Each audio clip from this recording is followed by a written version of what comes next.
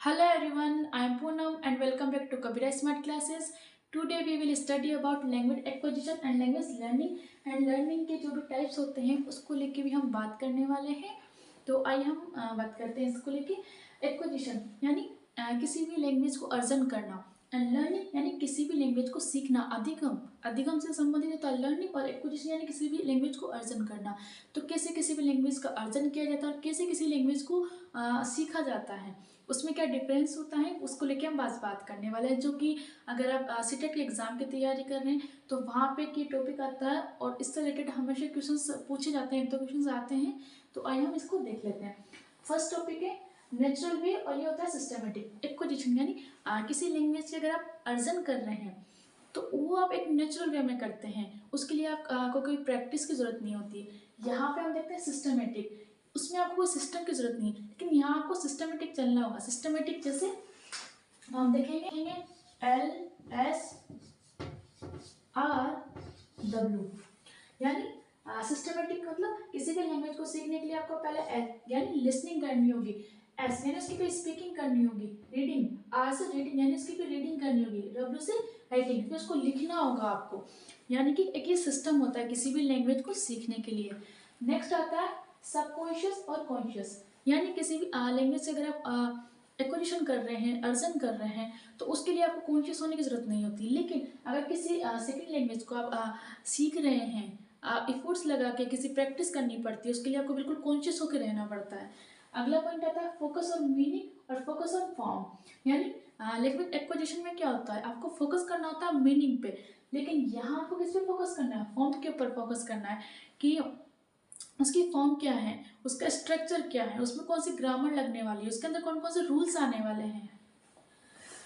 अगला आ जाता है सोशल और कॉग्निटिव, यानी एक्विजिशन यानी आपका जो आसपास का एटमॉस्फेयर है, आसपास के जो लोग हैं, उनसे आप किसी भी लैंग्वेज को अर्जन कर लेते हैं।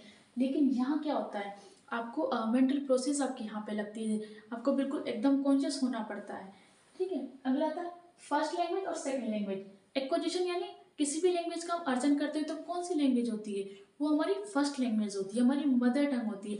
लेकिन अगर लर्निंग करनी है तो वो हमारी सेकेंड लैंग्वेज है। जैसे इंडिया में सेकेंड लैंग्वेज कौन सी है, इंग्लिश है। ये अगर आपको इंग्लिश आती है और आप किसी और लैंग्वेज को सीखना चाहते हैं, जैसे आप किसी अदर कंट्री के हैं, तो आपके लिए कोई सी भी वो लैंग्वेज हो सकती है। अगला पॉइंट है पैसिव और एक्टिव।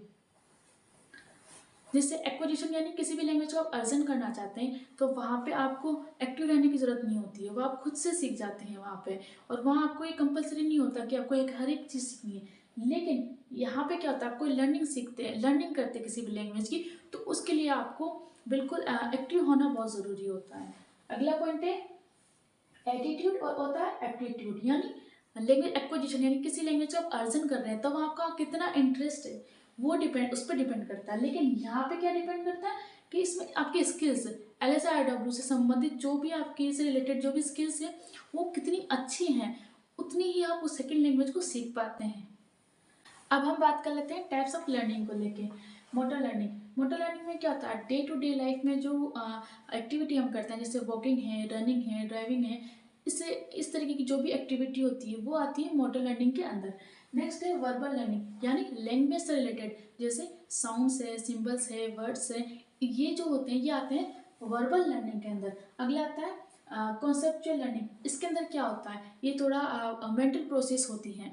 और इसमें क्या होता है डिस्क्रिमिनेशन लर्निंग में, जैसे भेदभाव करना सीखते हैं। भेदभाव वैसे तो नेगेटिव वर्ड है, लेकिन ये एक बहुत ही ज़्यादा हमारी लाइफ के अंदर बहुत ज़्यादा पॉजिटिव होता है। वो कैसे होता है, जैसे घर में कोई छोटे बच्चे हैं, उनको पता होता है कि स्कूल की जो बस है उसका हॉर्न कैसा होता है, अगर स्कूल की बस का हॉर्न बजेगा तो वो पहचान जाते हैं कि ये स्कूल की हॉर्न का बस स्कूल की बस का हॉर्न है। और अगर वो घर की पापा की गाड़ी है तो वो पहचान जाते हैं कि पापा की गाड़ी का हॉर्न है। एंड दोनों में साउंड है, दोनों ही हॉर्न है, लेकिन दोनों में फर्क पता करना, ये किसके अंदर आता है, डिस्क्रिमिनेशन लर्निंग के अंदर आता है।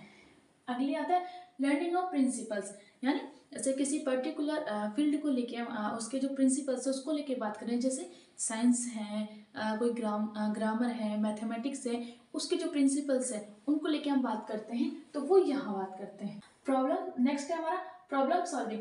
प्रॉब्लम सॉल्विंग में क्या होता है, ये एक मेंटल प्रोसेस होती है। इसमें जैसे आप रीजनिंग ले सकते हैं, थिंकिंग ले सकते हैं, है ना, जनरलाइजेशन ले सकते हैं, ऑब्जर्वेशन ले सकते हैं। इस तरीके की जो भी एक्टिविटी होती है वो आती है प्रॉब्लम सॉल्विंग के अंदर। तो आई होप आपको जिसके टाइप्स थे वो भी समझ में आए होंगे और इनका जो डिफरेंस था वो भी समझ में आया होगा। तो आपने देखा कि लैंग्वेज एक्विजिशन कैसे करते हैं। छोटा बच्चा होता है उससे आप देखिएगा, घर में अगर आपके छोटा बच्चा है तो आप देख पाएंगे कि लैंग्वेज एक्विजिशन कितनी आसान है। लेकिन अगर आप आप खुद देख पा रहे होंगे किसी लैंग्वेज को लर्निंग कर रहे हैं आप, तो उसको लेके आपको कितनी ज़्यादा प्रॉब्लम्स को फेस करना पड़ रहा है। लेकिन छोटा बच्चा है वो एक्विजिशन कर रहा है, तो क्या बिल्कुल बहुत ही ज़्यादा एक नॉर्मल वे में, नेचुरल वे में वो सीख रहा है। तो आई होप आपको समझ में आया होगा डिफरेंस, इन दोनों में क्या डिफरेंस होता है, टाइप्स भी आपको समझ में आई होंगी। एंड नेक्स्ट क्लासेस में हम कोशिश करेंगे कि इनसे रिलेटेड जो भी PYQ एग्जाम्स में पूछे गए हैं वो हम लेके आए। एंड ना कि सिर्फ सीटेट में, बाकी कहीं भी अगर इससे रिलेटेड जो भी एग्ज़ाम होते हैं जहाँ पे इस टॉपिक से रिलेटेड क्वेश्चंस पूछे जाते हैं, उन क्वेश्चंस को हम इन्वॉल्व करने की कोशिश करेंगे यहाँ पे आपके सामने, और कोशिश करेंगे उसको एक्सप्लेन करें किस किस तरीके से और क्वेश्चंस पूछे जाते हैं, पूछे जा सकते हैं, पूछे गए हैं, उन सभी पे हम बात करेंगे।